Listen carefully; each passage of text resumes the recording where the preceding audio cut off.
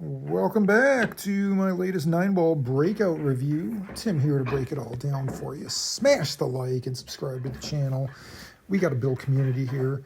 We're all taking our games to the next level, and I want you guys along for the ride. That's right, because that's what we're talking about here today is turning the corner on your pool game. And what do I mean by turning the corner? It means when you reach that point where you realize that I'm doing things that I wasn't doing before, and a lot of times it's unexpected. Like you don't even realize, you're working every day. You're going through the struggles and you're grinding it out. Shooting and trying to make balls, trying to improve your setups.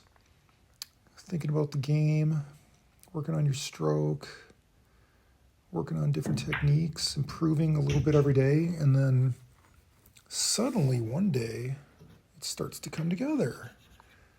You start making shots, you're like, wow, I'm actually making some of these shots, making shots that you used to struggle with.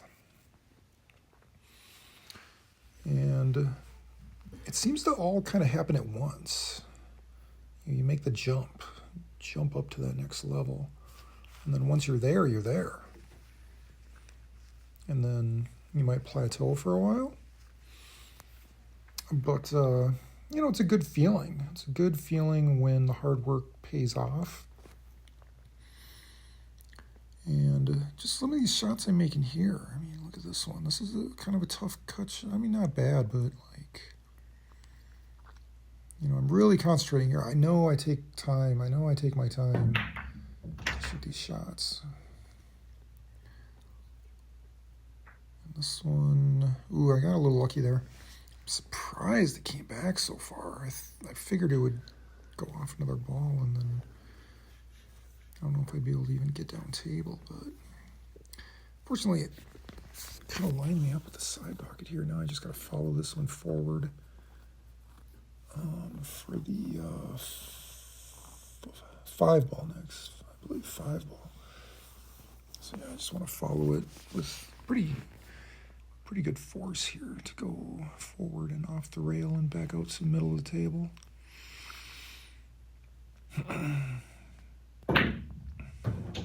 Yeah, perfect.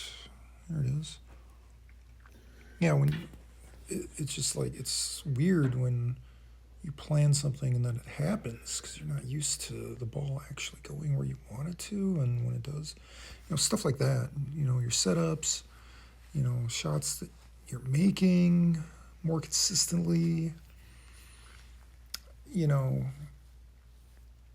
If you've felt like you've made that jump at some point, even if it's from like a kind of a lower level of play to a little bit higher, or whether it's like an intermediate level of play to a higher level,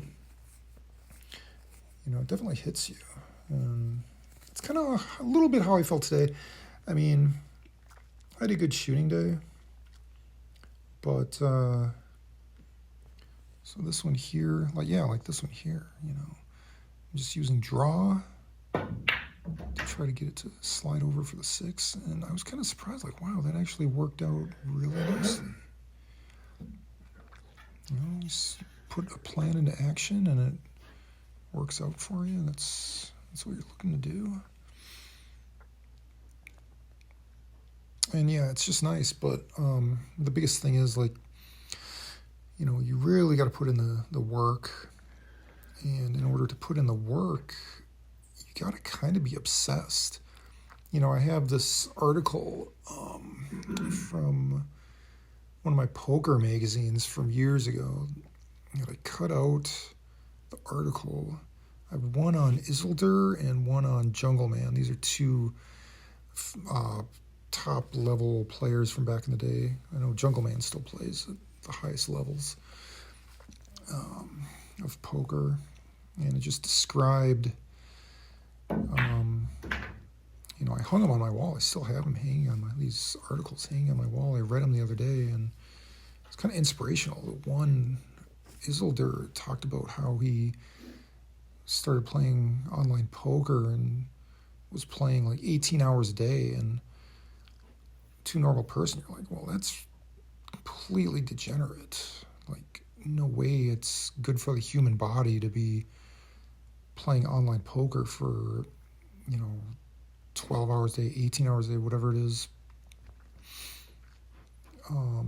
But but he moved up in stakes like so fast to the point where he was playing for, hundreds of thousands of dollars.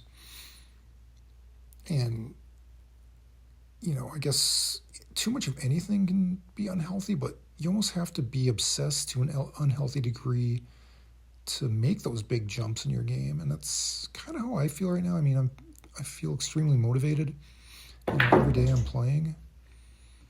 And, like the other day I played, I think until like 2:30 in the morning. I was just like going at it hardcore, no breaks, just, sweating after a while, just getting frustrated. But then what happens after you have those long grinded out sessions where you're frustrated, you're sweating, your muscles are sore, then you don't even get enough sleep. You're all out of shape the next day. You're all messed up.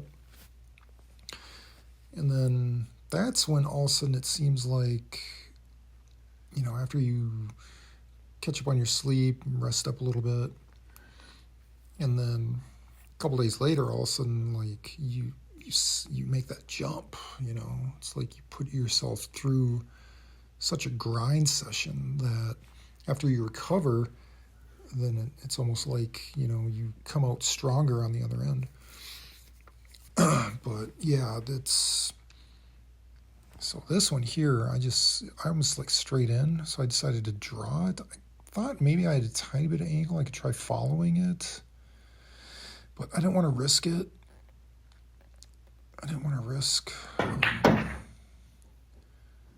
following it into the pocket or like having it do something weird.